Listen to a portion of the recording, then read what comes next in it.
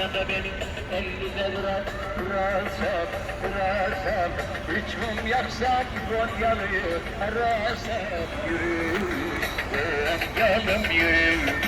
aman yürü saçları sürüp şimdi de buradan geçti yavrum babalarının biri aman yürü aslan yani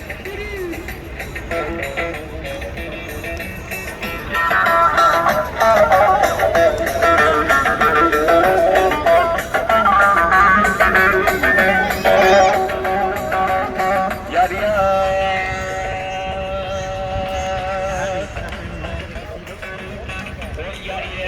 Çandırın arası